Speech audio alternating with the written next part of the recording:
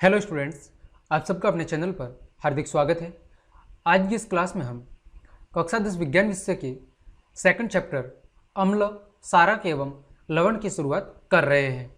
ये चैप्टर काफ़ी बड़ा है, इस कारण इस चैप्टर को हम दो पार्ट में कवर करेंगे। आज हमारा पार्ट 1 है, जिसमें हम लगभग आधे चैप्टर को कवर कर लेंगे। साथ ही सेकंड पार्ट में हम इस पूरे चैप्टर की व्याख्या अच्छे से कर लेंगे। तो चलिए हम क्लास को शुरू करते हैं। सबसे पहले हम बात करते हैं अम्ल के बारे में कि अम्ल क्या होते हैं और अम्ल की विशेषताएं क्या होती है। तो अम्ल की सबसे पहली विशेषता है, ये स्वाद में खट्टे होते हैं। कैसे होते हैं? ये स्वाद में खट्टे होते हैं, ठीक उसी तरह जैसे स्वाद में इमली खट्टी होती है। आज सब ने इमली खाई भी होगी, तो इमली का जो खट्टेपन का स्वाद है वो उसके अम्लीय गुण के कारण ही आता है, क्योंकि इमली में टॉर्टरिक अम्ल पाया जाता है।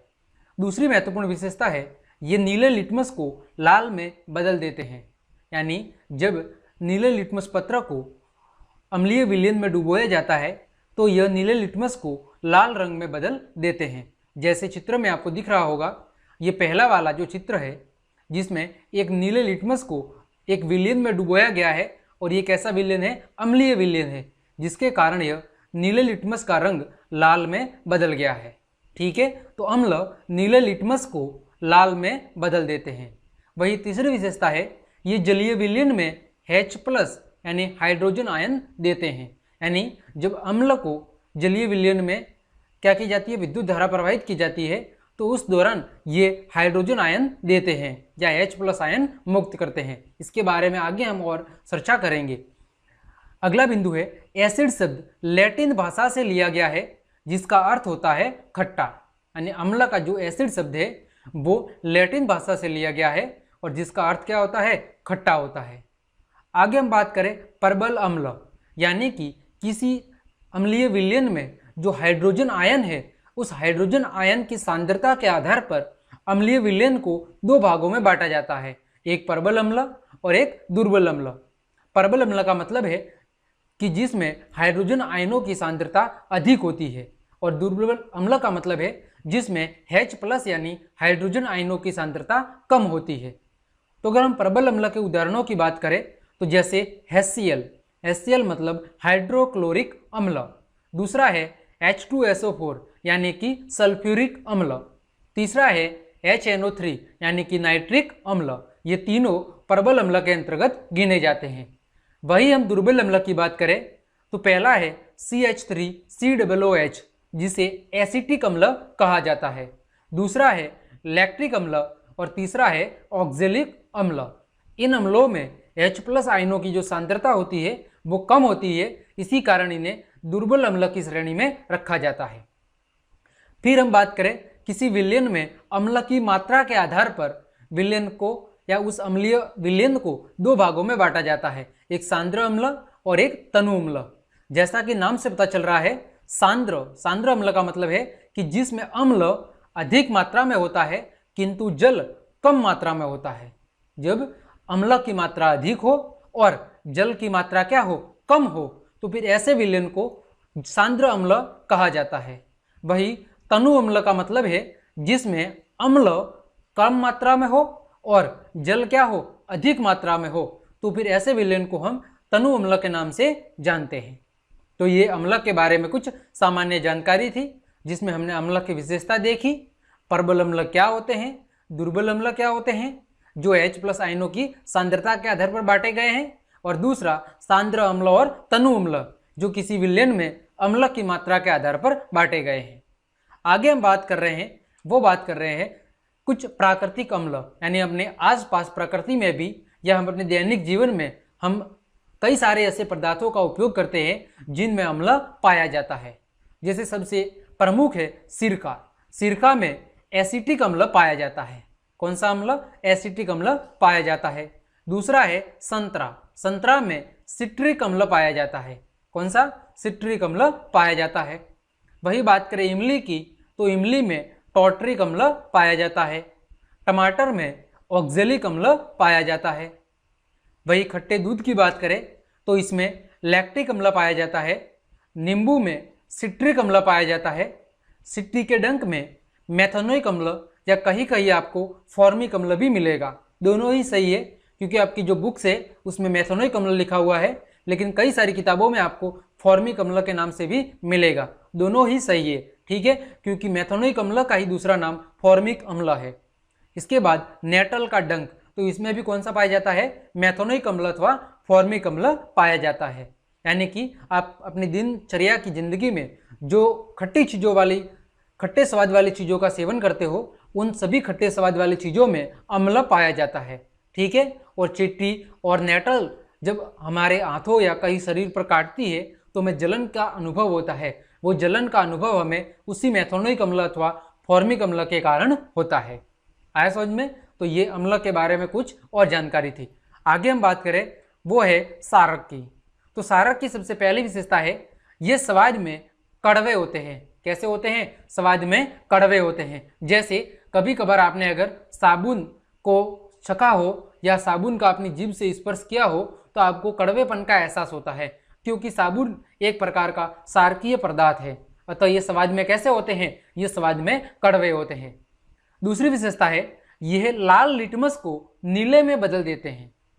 कौन से लिटमस को? ये लाल लिटमस पत्र को नीले में बदल देते हैं। जैसे आपको सेकंड चित्र दिख रहा होगा, ये वाला, इसमें देखें एक लाल रंग के लिटमस को जब क्षारीय विलयन में डुबोया गया है तो उसका रंग कैसा हो रहा है? उसका रंग नीला हो रहा है। तो सारक होते हैं वो लाल लिटमस को नीले में बदल देते हैं। तीसरा है ये जलीय विलयन में OH- यानी कि हाइड्रो ऑक्साइड आयन देते हैं। यही अम्ल कौन सा आयन दे रहे थे? हाइड्रोजन आयन या H+ आयन। वही सारक हाइड्रो ऑक्साइड आयन यानी OH- आयन जलीय विलयन में देते हैं, ठीक है। फिर वही प्रबल सारक, यानी किसी विलयन में या जो सारकीय विलयन है उसमें हाइड्रो ऑक्साइड आयनों की सांद्रता के आधार पर सारक को दो भागों में बांटा जाता है, एक प्रबल सारक और एक दुर्बल सारक। जिनमें हाइड्रो ऑक्साइड आयनों की सांद्रता अधिक होगी उसे हम प्रबल सारक कहेंगे, और जिस विलयन में OH- यानी हाइड्रो ऑक्साइड आयनों की सांद्रता कम होगी उन्हें हम दुर्बल सारक कहेंगे। तो प्रबल सारक की श्रेणी में सोडियम हाइड्रोक्साइड, पोटेशियम हाइड्रोक्साइड और कैल्शियम हाइड्रोक्साइड को शामिल किया जाता है।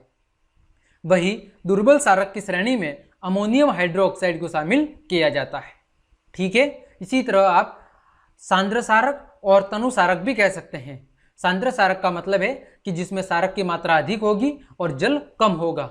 वही तनु सारक का मतलब है जिसमें सारक की मात्रा कम होगी और जल क्या होगा? अधिक होगा, ठीक है। आगे हम बात कर रहे हैं वो है सार। अब देखो यहाँ पर सारक लिखा गया है और यहाँ पर सार लिखा गया है, दोनों में फर्क है। देखो सारक को इंग्लिश में बेस कहा गया है और सार को एल्काइल कहा गया है या एल्कली कहा गया है, ठीक है। तो सार क्या होते हैं? जल में घुलनशील सारक को ही सार कहते हैं। मतलब जो सारक जल में घुलनशील होते हैं उन्हें ही सार कहा जाता है। जैसे सोडियम हाइड्रोक्साइड, पोटेशियम हाइड्रोक्साइड और मैग्नीशियम हाइड्रोक्साइड, ये सारक तो है ही है, लेकिन ये जलीय विलयन में भी घुलनशील है, यानी जल में क्या है? घुलनशील है। इसी कारण इन्हें सार भी कहा जाता है। आया समझ में? चलिए अगला है लवण। तो लवण क्या होते हैं? जब अम्ल और सारक आपस में अभिक्रिया करते हैं तो इन दोनों की अभिक्रिया के परिणाम स्वरूप लवण का निर्माण होता है, ठीक है। यानी अम्ल और सारक के मिलने से किसका निर्माण होता है? लवण का निर्माण होता है। जैसे कुछ लवण के उदाहरणों की बात करें तो NaCl यानी सोडियम क्लोराइड, जिसे आप साधारण नमक कहते हैं, उसी तरह पोटेशियम क्लोराइड, ये लवण के क्या है? उदाहरण है। और लवण किसके मिलने से बनता है? अम्ल व सारक के परस्पर अभिक्रिया से लवण का निर्माण होता है, ठीक है। तो अभी तक हमने क्या पढ़ा? हमने अम्ल पढ़ा, सारक पढ़ा और लवण पढ़ा। आगे हम बात कर रहे हैं वो है सूचक के बारे में, इंडिकेटर्स। मतलब हम कैसे पता करेंगे कि कोई विलयन अम्लीय है अथवा सारक है अथवा वो उदासीन विलयन है, इसकी पहचान हम कैसे करेंगे? तो उनकी पहचान करने के लिए हम कुछ सूचक का उपयोग करते हैं जो हमें यह जानकारी देते हैं कि कोई विलयन अम्लीय है अथवा क्षारीय है। तो फिर ऐसे सूचक को हम क्या कहते हैं? इंडिकेटर्स अथवा सूचक कहते हैं उन पदार्थों को। तो देखें, सूचक किसी दिए गए विलयन में अम्ल या सारक की उपस्थिति दर्शाते हैं। यानी किसी विलयन में अम्ल मौजूद है अथवा सारे विलेन मौजूद है, उसकी जानकारी हमें कौन देते हैं? सूचक देते हैं। इनका रंग या गंध अम्लीय या सारक माध्यम में बदल जाता है, यानी ये सूचक है, ये रंग अथवा गंध में परिवर्तन के आधार पर हमें ये जानकारी देते हैं कि कोई विलेन अम्लीय है अथवा सारीय है। ठीक है, यानी इन सूचकों को जब हम अम्लीय अथवा सारीय माध्यम में क्या करते हैं, इनको डालते हैं या फिर इनका उपयोग इन विलेन में हम करते हैं, तो इनके रंग अथवा गंध में क्या हो जाता है? बदलाव हो जाता है, जिसके जरिए हमें ये जानकारी मिलती है कि वो विलेन अम्लीय है अथवा सारीय है। अगर हम सूचक के प्रकार की बात करें तो सूचक सामान्यतः 3 प्रकार के होते हैं। पहला प्राकृतिक सूचक, दूसरा कृत्रिम सूचक और तीसरा गंधीय सूचक। अगर हम प्राकृतिक सूचक की बात करें तो ये पौधों में पाए जाते हैं। कहाँ पाए जाते हैं? प्रकृति में, पौधों में पाए जाते हैं। जैसे कुछ प्राकृतिक सूचकों के नाम है लिटमस, लाल पत्ता गोभी, हाइड्रेजिया पौधे के फूल और हल्दी। ये कुछ प्राकृतिक सूचक है जिनकी मदद से हम अम्लीय अथवा सारीय विलेन की पहचान कर सकते हैं। दूसरे हैं कृत्रिम अथवा संश्लेषित सूचक, मतलब जिनका निर्माण प्रयोगशाला में रासायनिक पदार्थ के रूप में किया जाता है। तो ये एक प्रकार के क्या है? रासायनिक पदार्थ है। जैसे मैथिल ऑरेंज और फिनोल्फथेलिन, ये क्या है? ये कृत्रिम सूचक है। तीसरा है गंधीय सूचक। गंधीय सूचक क्या होते हैं? इन पदार्थों की गंध अम्लीय या सारक माध्यम में बदल जाती है। मतलब गंधीय सूचक वे सूचक है जो अपनी गंध में परिवर्तन के आधार पर हमें क्या देते हैं? अम्लीय अथवा सारीय विलेन के बारे में जानकारी देते हैं। जैसे प्याज और लौंग का तेल, ये क्या है? ये गंधीय सूचक है। तो हमने क्या पढ़ा? हमने सूचक क्या होते हैं और सूचक के प्रकार के बारे में जानकारी प्राप्त की है। आगे हम देख रहे हैं इन सूचकों के अनुप्रयोग, मतलब इन सूचकों का प्रयोग करके हम किस प्रकार पता लगा सकते हैं कि कोई विलेन अम्लीय है अथवा सारीय है। तो चलिए हम बात करते हैं इनके अनुप्रयोगों की। तो हमने एक सारणी बनाई है जिसमें एक भाग में हमने सूचक लिखा है, दूसरे भाग में हमने उनके रंग अथवा गंध में परिवर्तन किसके साथ? अम्ल के साथ। और तीसरे भाग में हमने रंग अथवा गंध में परिवर्तन किसके साथ? सार के साथ। ठीक है, तो सबसे पहले हम बात कर रहे हैं प्राकृतिक सूचक की। तो प्राकृतिक सूचक में अगर हम लिटमस पत्र की बात करें तो लिटमस अम्लीय विलेन के साथ लाल रंग प्रदर्शित करते हैं, यानी जब नीले लिटमस को अम्लीय विलेन में डुबोया जाता है तो वो लाल रंग में बदल जाते हैं। तो अगर कोई लिटमस पत्र नीले से लाल में बदल रहा है, मतलब वो विलेन कौन सा है? अम्लीय विलेन है। वही सार के साथ ये नीला रंग प्रदर्शित करते हैं, मतलब जब एक लाल लिटमस को सारीय विलेन में डुबोया जाता है तो वो लाल से नीले रंग में परिवर्तित हो जाता है। ठीक है, दूसरा है लाल पत्ता गोभी का रस।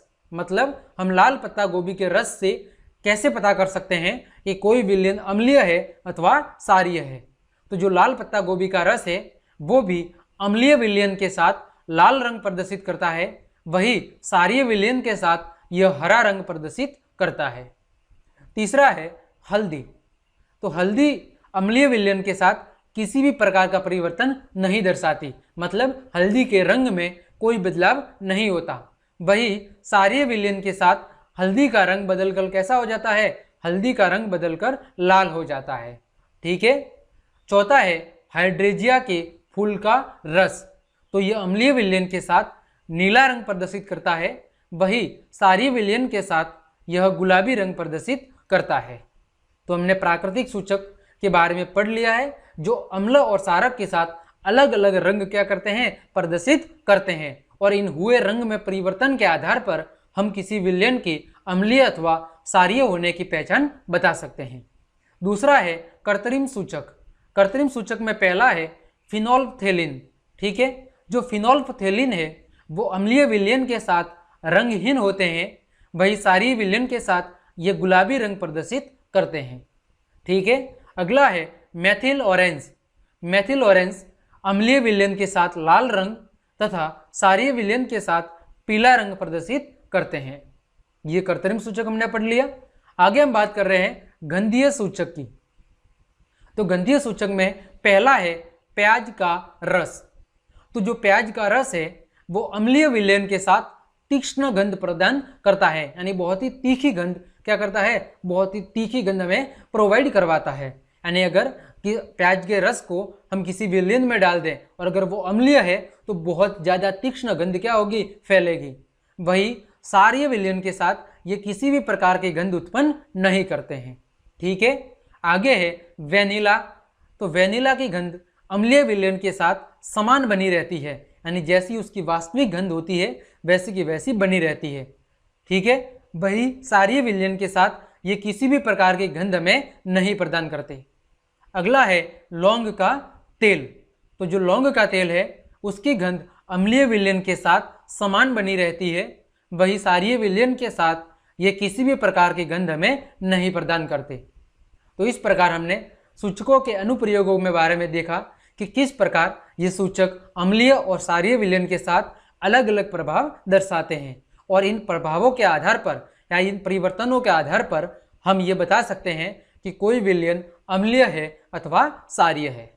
ठीक है, उम्मीद करता हूं यहां तक आपको समझ में आया होगा। आगे हम बात कर रहे हैं वो है अम्ल व क्षारों के रासायनिक गुणधर्म। अम्ल और क्षारों के रासायनिक गुणधर्म। सबसे पहला हम पढ़ रहे हैं धातुओं के साथ अभिक्रिया, यानी अम्ल और क्षारक धातु के साथ अभिक्रिया करके किस प्रकार का व्यवहार प्रदर्शित करते हैं। तो जब अम्ल की धातु के साथ अभिक्रिया कराई जाती है तो लवण और हाइड्रोजन का निर्माण होता है, यानी अम्ल धातु के साथ अभिक्रिया करके लवण और हाइड्रोजन गैस उत्पन्न करते हैं। जैसे उदाहरण की बात करें तो जब हाइड्रोक्लोरिक अम्ल की अभिक्रिया जिंक धातु के साथ कराई गई है तो लवण के रूप में जिंक क्लोराइड तथा हाइड्रोजन गैस क्या होती है, बाहर निकलती है। जो ये बाहर की तरफ आपको तीर का निशान दर्शा रहा है ये बता रहा है कि इस अभिक्रिया में हाइड्रोजन गैस बाहर निकलती है। ठीक है, ठीक उसी तरह जब क्षारक की अभिक्रिया धातु के साथ कराई जाती है तो उस स्थिति में भी लवण का निर्माण होता है और हाइड्रोजन गैस बाहर निकलती है। ठीक है, उदाहरण की बात करें जैसे सोडियम हाइड्रोक्साइड की अभिक्रिया जब जिंक धातु के साथ कराई जाती है तो लवण के रूप में सोडियम जिंकेट और हाइड्रोजन गैस का क्या होता है, उत्सर्जन होता है। तो आपको ध्यान रखना है कि जब भी अम्ल अथवा क्षारक की किसी भी धातु के साथ अभिक्रिया कराई जाती है तो हमेशा लवण का निर्माण होता है और हाइड्रोजन गैस बाहर निकलती है। ठीक है, ये बात हमेशा आपको ध्यान रखनी है। आगे हम देख रहे हैं वो है पॉप टेस्ट। पॉप टेस्ट का मतलब है कि जब अम्ल और क्षारक की धातु के साथ अभिक्रिया कराई जाती है तो हम कह रहे हैं कि हाइड्रोजन गैस बाहर निकलती है। अब इस बात की हम पुष्टि कैसे करेंगे, यानी हम ये कैसे पता लगाएंगे कि वास्तव में बाहर निकलने वाली गैस हाइड्रोजन गैस ही है। तो इस हाइड्रोजन गैस की जांच करने के लिए हम पॉप टेस्ट करते हैं। अब इस पॉप टेस्ट में होता क्या है, देखो हाइड्रोजन गैस से निहित परख नली के पास जब एक जलती हुई मोमबत्ती लाई जाती है तो पॉप की ध्वनि उत्पन्न होती है। पॉप की ध्वनि का मतलब है पट पट की ध्वनि क्या होती है, सुनाई देती है। इस टेस्ट को हाइड्रोजन की उपस्थिति दर्शाने के लिए प्रयोग करते हैं, यानी अगर हाइड्रोजन बाहर निकल रही होगी तो जलती हुई मोमबत्ती पट पट की क्या करेगी, आवाज उत्पन्न करेगी। जैसे आपको मैं चित्र समझाऊं, देखो यहाँ पर हमने एक परख नली ली है। परख नली में हमने एक तनु सल्फ्यूरिक अम्ल यानी क्या लिया है, H2SO4, जो कि एक प्रकार का क्या है, अम्ल है। और हमने क्या लिया है, दानेदार जिंक के टुकड़े। जिंक क्या है, एक धातु है। तो जब अम्ल और धातु की अभिक्रिया होगी तो लवण क्या बनेगा, यहाँ पर जिंक क्लोराइड लवण बनेगा। ठीक है, तो हमने क्या किया, यहाँ से निकलने वाली हाइड्रोजन गैस की जांच करने के लिए यहाँ पर एक क्या लगाया, एक कॉर्क लगाया या एक ढक्कन लगाया और यहाँ की सहायता से एक नली लगाई। ठीक है, जब इस नली से होकर हाइड्रोजन गैस गुजरती है तो हमने इसे एक साबुन के विलयन में क्या की, प्रवाहित किया। साबुन के विलयन से जब हाइड्रोजन गैस बाहर निकलती है बुलबुलों के रूप में, और निकलने वाले बुलबुलों के पास में जब हमने मोमबत्ती लाई है, ठीक है, तो मोमबत्ती क्या होती है, मोमबत्ती के साथ जो हाइड्रोजन गैस है वो फटफट की ध्वनि के साथ क्या होती है, हाइड्रोजन गैस का दहन होता है। और इस फटफट की ध्वनि की सहायता से हमें यह ज्ञात होता है कि निकलने वाली जो गैस है वो हाइड्रोजन गैस ही उत्पन्न हो रही है। ठीक है, तो आपको अगर पूछा जाए कि पॉप टेस्ट क्या होता है, तो अम्ल व सारक की जब धातु के साथ अभिक्रिया कराई जाती है तो इस दौरान जो हाइड्रोजन गैस निकलती है, उस हाइड्रोजन गैस की जांच करने के लिए जो हम प्रयोग काम में लेते हैं, ठीक है, जिस प्रयोग की सहायता से हम यह स्पष्ट करते हैं कि इस अभिक्रिया में निकलने वाली जो गैस है वो हाइड्रोजन गैस ही है, इस प्रयोग को हम पॉप टेस्ट के नाम से जानते हैं। तो उम्मीद करता हूं ये बात आपको अच्छे से समझ में आई होगी। आगे हम बात कर रहे हैं वो है अम्ल व सारक की धातु कार्बोनेट और धातु बाइकार्बोनेट के साथ अभिक्रिया, कि अम्ल और सारक धातु कार्बोनेट और धातु बाइकार्बोनेट के साथ अभिक्रिया किस प्रकार करते हैं और किन उत्पादों का निर्माण करते हैं। तो आपको हमेशा ध्यान रखना है कि जो सार अथवा सारक है वो कभी भी धातु कार्बोनेट और धातु बाइकार्बोनेट के साथ अभिक्रिया नहीं करते। ये आपको हमेशा बात ध्यान रखनी है। कई बार पूछा जाएगा परीक्षा में, आपको एक अभिक्रिया दी होगी जिसमें एक सारक दिया होगा और एक धातु कार्बोनेट दिया होगा और बताना होगा कि इसका उत्पाद क्या है, तो आप लिखोगे कि ऐसी अभिक्रिया संभव नहीं है, क्योंकि सारक अथवा सार कभी भी धातु कार्बोनेट अथवा धातु बाइकार्बोनेट के साथ किसी भी प्रकार की अभिक्रिया नहीं करते हैं। केवल अम्ल ही धातु कार्बोनेट अथवा धातु बाइकार्बोनेट के साथ अभिक्रिया करते हैं। तो जब अम्ल धातु कार्बोनेट अथवा धातु बाइकार्बोनेट के साथ अभिक्रिया करते हैं तो लवण बनाते हैं, साथ में कार्बन डाइऑक्साइड और जल का निर्माण करते हैं। ठीक है, किसका निर्माण करते हैं? लवण का, जल का और CO2 का, चाहे वो धातु कार्बोनेट हो अथवा धातु बाइकार्बोनेट हो। दोनों ही स्थितियों में अम्ल लवण का, जल का और कार्बन डाइऑक्साइड का निर्माण करते हैं। जैसे अभिक्रिया लिखी हुई है कि जब हाइड्रोक्लोरिक अम्ल की अभिक्रिया सोडियम कार्बोनेट के साथ कराई जाती है तो लवण क्या बन रहा है? सोडियम क्लोराइड, फिर कार्बन डाइऑक्साइड और जल। ये आपको हमेशा ध्यान रखना है। इसी तरह जब अम्ल की अभिक्रिया धातु बाइकार्बोनेट के साथ कराई जाती है, इस स्थिति में भी लवण, कार्बन डाइऑक्साइड और जल का निर्माण होता है। जैसे उदाहरण के लिए जब हाइड्रोक्लोरिक अम्ल की अभिक्रिया सोडियम हाइड्रोजन कार्बोनेट के साथ कराई गई है तो इस स्थिति में लवण के रूप में सोडियम क्लोराइड, कार्बन डाइऑक्साइड और जल का निर्माण हुआ है। आया समझ में? तो ये बात भी आपको अच्छे से समझ में आई होगी। यहाँ पर विशेष ध्यान देने योग्य बिंदु यही है कि जो सारक अथवा सार है वो कभी भी धातु कार्बोनेट और धातु बाइकार्बोनेट के साथ किसी भी प्रकार की अभिक्रिया नहीं करते हैं। आगे हम बात करें तो वो है चूने के पानी का टेस्ट। मतलब इन दोनों अभिक्रियाओं में जब अम्लों की धातु कार्बोनेट और धातु बाइकार्बोनेट के साथ अभिक्रिया हो रही है तो हमने देखा कि कार्बन डाइऑक्साइड क्या हो रही है? बन रही है, यानी कार्बन डाइऑक्साइड का उत्सर्जन हो रहा है। अब हम ये कैसे जांच करेंगे कि जो निकलने वाली गैस है वो कार्बन डाइऑक्साइड ही है? ये हम कैसे पता लगाएंगे? तो इसके लिए हम एक छूने के पानी का क्या करते हैं? टेस्ट करते हैं। तो उत्पादित कार्बन डाइऑक्साइड को छूने के पानी से प्रवाहित करने पर छूने का पानी दूधिया हो जाता है। कैसा हो जाता है? छूने का पानी दूधिया हो जाता है। यानी इन दोनों अभिक्रियाओं से, जो भी हमने पिछले पढ़ी थी ये वाली अभिक्रिया, अगर इन दोनों अभिक्रियाओं में अगर कार्बन डाइऑक्साइड वास्तव में निकल रही है, हमें इसकी जांच करनी है, तो हम यहाँ से निकलने वाली कार्बन डाइऑक्साइड को जब छूने के पानी से प्रवाहित करते हैं तो छूने के पानी का रंग बदलकर कैसा हो जाता है? दूधिया रंग हो जाता है।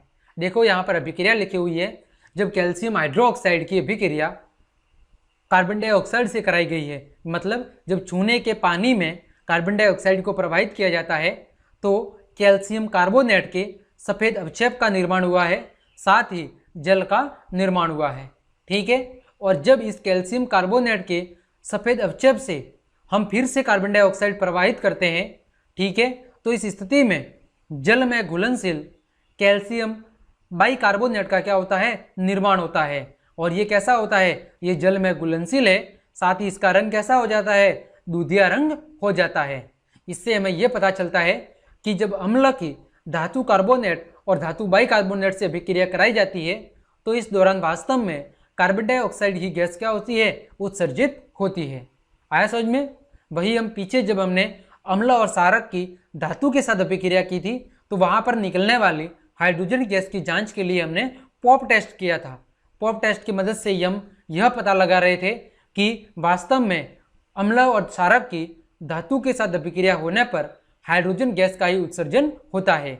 वही जब अम्ल की धातु कार्बोनेट और धातु बाइकार्बोनेट की अभिक्रिया होने पर कार्बन डाइऑक्साइड का उत्सर्जन होता है। इसकी जांच के लिए हम चूने के पानी का क्या करते हैं, टेस्ट करते हैं। यानी जब चूने के पानी से कार्बन डाइऑक्साइड को प्रवाहित किया जाता है तो चूने के पानी का रंग बदलकर कैसा हो जाता है, दूधिया हो जाता है, जो हमें यह दर्शाता है कि इन अभिक्रियाओं में वास्तव में कार्बन डाइऑक्साइड गैस का उत्सर्जन हो रहा है। ठीक है, आगे हम बात कर रहे हैं वो है जो अभी हमने ये चूने के पानी का जो टेस्ट किया था उस टेस्ट का चित्र है। ठीक है, ये टेस्ट का चित्र आपको ज़्यादा ध्यान नहीं रखना है, वही लिखा गया है। देखो, सोडियम कार्बोनेट का विलीन है, परक नली में हाइड्रोक्लोरिक अम्ल लिया गया है और यहाँ पर क्या हो रही है, कार्बन डाइऑक्साइड का उत्सर्जन हो रहा है। तो जब यहाँ से कार्बन डाइऑक्साइड उत्सर्जन हो रही है तो ऐसी स्थिति में, ठीक है, ऐसी स्थिति में जब इस कार्बन डाइऑक्साइड को कैल्शियम हाइड्रोक्साइड के विलयन से क्या किया जाता है, प्रवाहित किया जाता है, तो इसका रंग बदल के कैसा हो जाता है, दूधिया हो जाता है। ठीक है, जो हमें यह दर्शाता है कि वास्तव में इस अभिक्रिया में कार्बन डाइऑक्साइड का निर्माण हुआ है। आगे हम बात कर रहे हैं वो है अम्ल व क्षारक की परस्पर अभिक्रिया। यानी जब अम्ल और क्षारक दोनों आपस में अभिक्रिया करते हैं तो किसका निर्माण होता है। तो जब अम्ल और क्षारक आपस में एक दूसरे से अभिक्रिया करते हैं तो लवण और जल का निर्माण होता है। किसका निर्माण होता है, अम्ल और क्षारक की परस्पर अभिक्रिया के फलस्वरूप लवण और जल का निर्माण होता है। ठीक है, आगे है उदासीनीकरण अभिक्रिया। उदासीनीकरण अभिक्रिया, अब ये क्या होती है, जब अम्ल द्वारा क्षारक का प्रेक्षित प्रभाव तथा क्षारक द्वारा अम्ल का प्रभाव समाप्त हो जाता है तो परिणाम स्वरूप लवण और जल प्राप्त होते हैं, तो उदासीनीकरण अभिक्रिया होती है। मतलब जब अम्ल और क्षारक की आपस में अभिक्रिया कराई जाती है तो अम्ल क्षारक के प्रभाव को नष्ट कर देते हैं तथा क्षारक अम्ल के प्रभाव को नष्ट कर देते हैं, और जिसके परिणाम स्वरूप किसका निर्माण होता है, उदासीन लवण और जल का निर्माण होता है। इसी कारण इस अभिक्रिया को क्या नाम दिया जाता है, उदासीनीकरण अभिक्रिया नाम दिया जाता है, क्योंकि जो लवण है वो उदासीन होता है। ठीक है, उसमें न तो अम्ल का कोई गुण होता है और न ही क्षारक का गुण होता है। इसी कारण इस होने वाली अभिक्रिया को भी उदासीनीकरण अभिक्रिया कहा जाता है। आया समझ में कि जब अम्ल और क्षारक की परस्पर अभिक्रिया कराई जाती है तो अम्ल क्षारक के गुण धर्म को नष्ट कर देते हैं और क्षारक अम्ल के गुणों को समाप्त कर देते हैं या उन्हें नष्ट कर देते हैं, तथा अभिक्रिया के फलस्वरूप उदासीन लवण और जल का निर्माण होता है। और इसी उदासीन लवण के निर्माण के कारण इस अभिक्रिया को उदासीनीकरण अभिक्रिया कहा जाता है।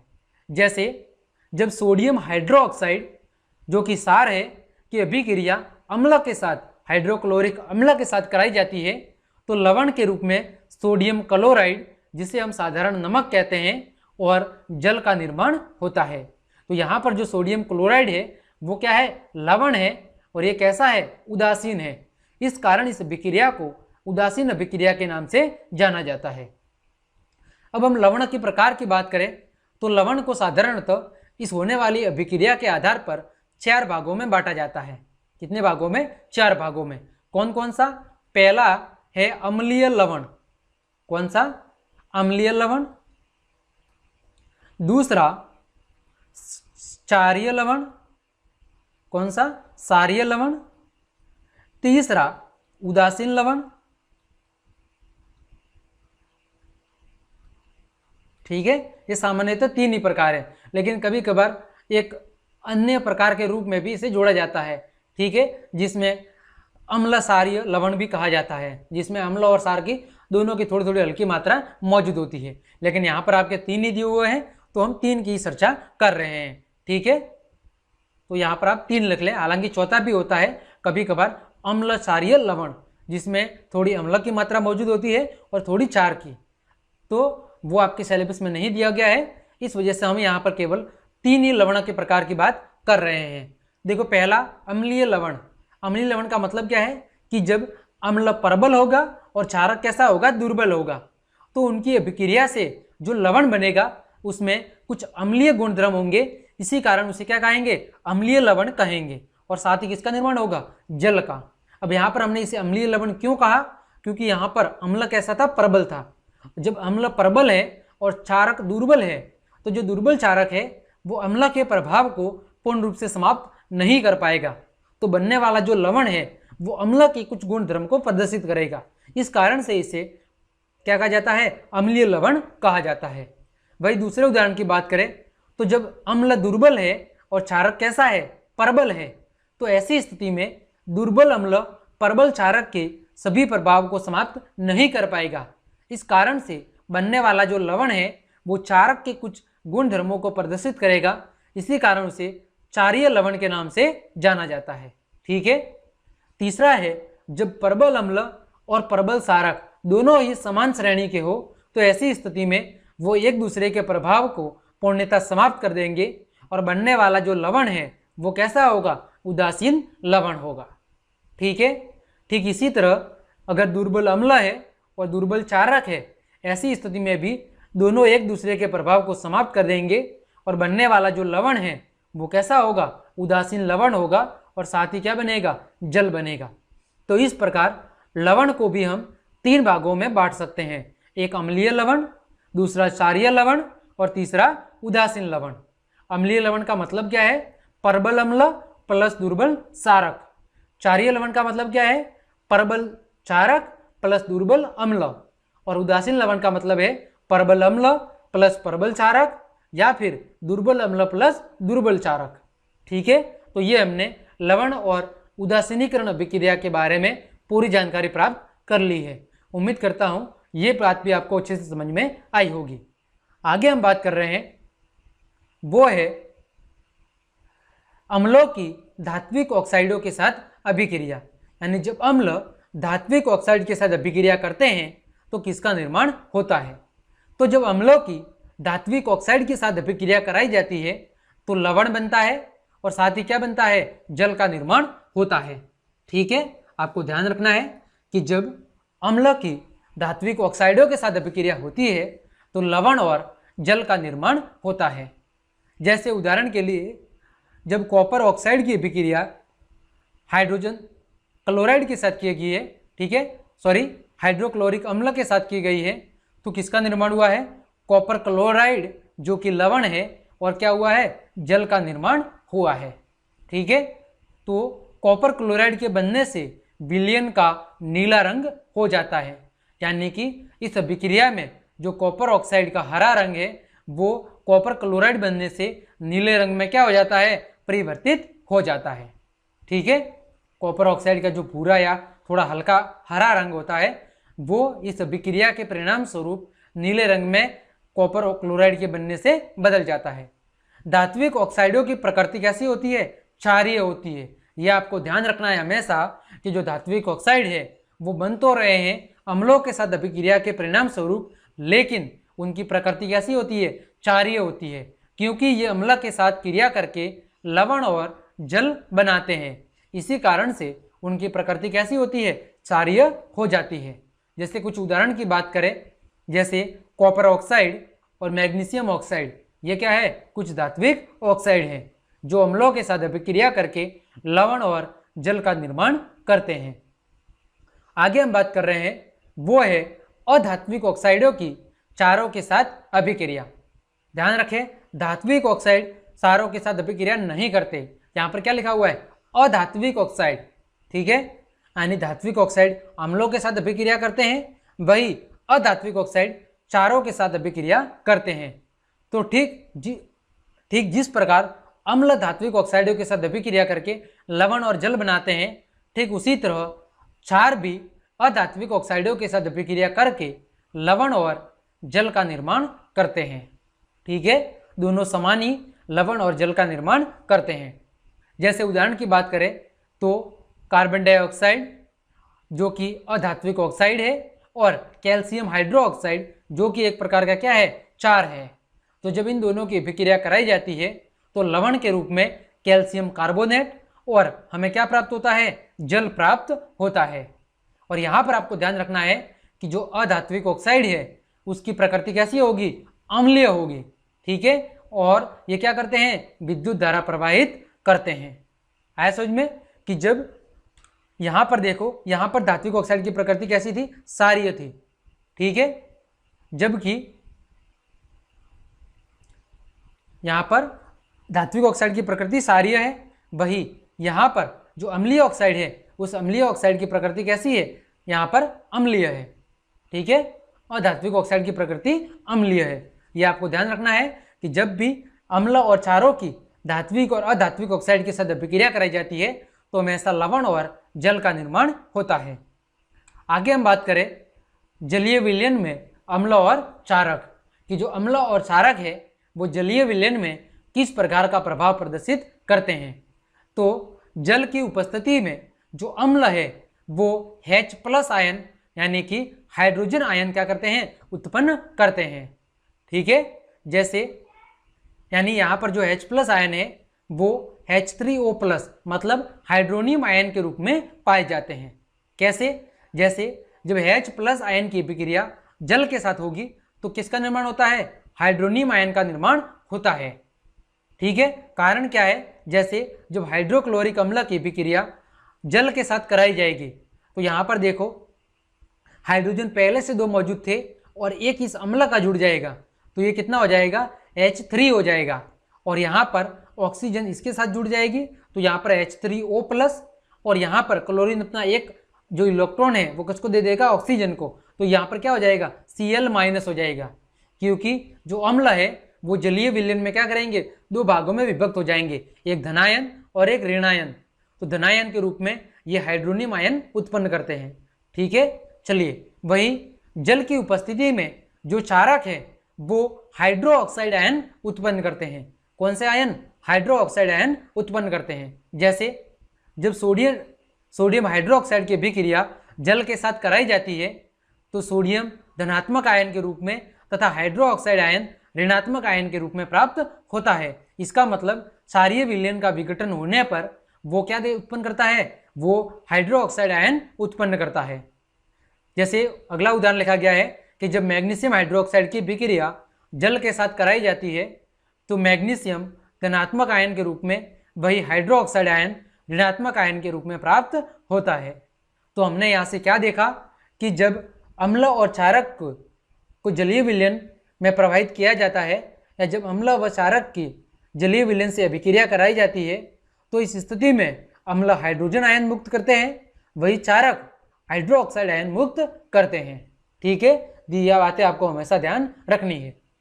आगे हम बात कर रहे हैं कि जो सभी क्षारक है वो जल में घुलनशील नहीं होते। ठीक है, सभी क्षारक जल में घुलनशील नहीं होते। जल में घुलनशील क्षारक को ही क्या कहते हैं, क्षार कहते हैं। यानी ऐसा नहीं है कि प्रकृति में जितने भी क्षारक पाए जा रहे हैं वो सब जल में घुलनशील हो। ठीक है, ऐसा जरूरी नहीं है। जो क्षारक पदार्थ जल में घुलनशील होते हैं उसे हम क्या कहते हैं, क्षार कहते हैं। अगला बिंदु लिखा गया है कि सभी क्षारक होते हैं परंतु सभी क्षारक क्षार नहीं होते। यानी कि सभी क्षारक हो सकते हैं लेकिन क्षारक क्षार नहीं होते। ठीक है, अगला बिंदु है जल के साथ अम्ल अथवा क्षारक को मिलाते समय सावधानी बरतनी चाहिए। यानी जब आप जल के साथ अम्ल अथवा क्षारक को मिलाते हो तो इस समय विशेष सावधानी रखने की जरूरत होती है। हमेशा अम्ल अथवा क्षारक को ही जल में मिलाना चाहिए।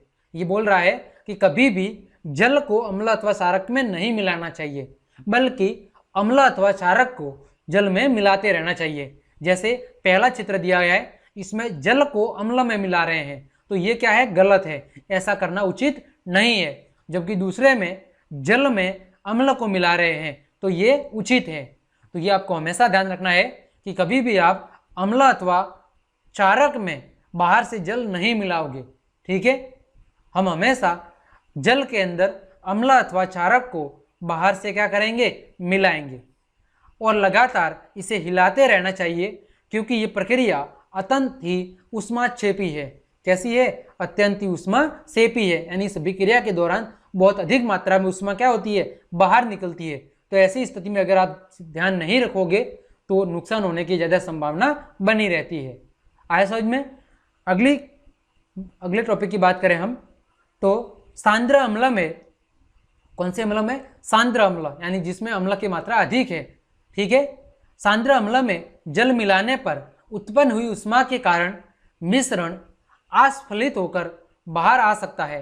यानी जब अम्ल बहुत ज़्यादा प्रबल है यानी सांद्र है, ऐसी स्थिति में अगर आप जल उसमें बाहर से मिला रहे हो तो हो सकता है कि ज़्यादा उष्मा उत्पन्न होने के कारण जो मिश्रण है वो उस पात्र से बाहर आ जाए और आप क्या हो सकते हो? आप जल सकते हो। ठीक है, यानी आपको नुकसान हो सकता है। साथ ही अत्यधिक स्थानीय ताप के कारण कांच का पात्र भी टूट सकता है, और अगर जिस वातावरण में आप ये अभिक्रिया कर रहे हो उसके आसपास का भी वातावरण अगर गर्म है तो ऐसी स्थिति में ज़्यादा गर्म होने के कारण वो पात्र भी क्या हो सकता है? टूट सकता है और ज़्यादा नुकसान होने की संभावना हो सकती है। अतः आप कभी भी अम्ल अथवा चारक में बाहर से जल को नहीं मिलाओगे। ठीक है, बल्कि इसकी विपरीत प्रक्रिया करोगे कि हमेशा जल में अम्ल अथवा चारक को मिलाओगे और मिलाते समय क्या कर रहोगे? इसे बार बार हिलाते रहोगे। अगला लिखा गया है, जल को अम्ल में डालने से दो स्थिति संभव है। पहला, मिश्रण आस्फलित होकर बाहर आ सकता है। ठीक है, यानी मिश्रण से ज्यादा उष्मा बाहर आने के कारण मिश्रण क्या हो सकता है? उबल कर उस पात्र से बाहर आ सकता है। और दूसरा है, स्थानीय ताप के कारण कांच का पात्र टूट सकता है। ये दोनों स्थितियां संभव है और इन दोनों स्थितियों में ज्यादा नुकसान अथवा आपको हानि पहुंचने की क्या आती है? संभावना बनी रहती है। तो इस स्थिति में आप ध्यान रखोगे कि आप जब भी अम्ल अथवा क्षारक में जल को मिला रहे हो इस दौरान विशेष सावधानी बरतोगे। ठीक है, आगे हम बात कर रहे हैं वो है, अभी तक हमने जितनी भी रासायनिक गुणधर्म पढ़े हैं उन रासायनिक गुणधर्मों की एक बार हम संक्षिप्त में व्याख्या कर लेते हैं कि अम्ल की अभिक्रिया। सबसे पहले हमने अम्ल की धातु के साथ अभिक्रिया पढ़ी थी। अम्ल धातु के साथ अभिक्रिया करके लवण बनाते हैं और हाइड्रोजन गैस का क्या करते हैं? उत्सर्जन करते हैं। इस दौरान हाइड्रोजन गैस बाहर निकलती है। दूसरा हमने पढ़ा था अम्ल की धातु बाइकार्बोनेट के साथ अभिक्रिया। तो जब अम्ल धातु बाइकार्बोनेट के साथ अभिक्रिया करते हैं तो लवण कार्बन डाइऑक्साइड और जल का निर्माण करते हैं। ठीक है, तीसरी हमने पढ़ी थी धातु बाइकार्बोनेट के साथ अभिक्रिया। तो जब अम्ल धातु कार्बोनेट के साथ भी अभिक्रिया करते हैं तो इस दौरान वो लवण CO2 और जल का निर्माण करते हैं। फिर हमने पढ़ा था धात्विक ऑक्साइड के साथ अभिक्रिया। तो जब अम्ल धात्विक ऑक्साइड के साथ अभिक्रिया करते हैं तो लवण और जल का निर्माण करते हैं। ठीक है, वही चारक के साथ अम्ल लवण और जल का निर्माण करते हैं। तो ये सभी अम्लों के रासायनिक गुणधर्म थे कि अम्ल धातु के साथ अभिक्रिया करने पर लवण और हाइड्रोजन गैस बनाते हैं। अम्ल धातु बाइकार्बोनेट के साथ अभिक्रिया करने पर लवण CO2 और जल का निर्माण करते हैं। वही अम्ल क्षारक के साथ अभिक्रिया करने पर लवण और जल का निर्माण करते हैं। अम्ल धातु कार्बोनेट के साथ अभिक्रिया करने पर लवण कार्बन डाइऑक्साइड और जल का निर्माण करते हैं।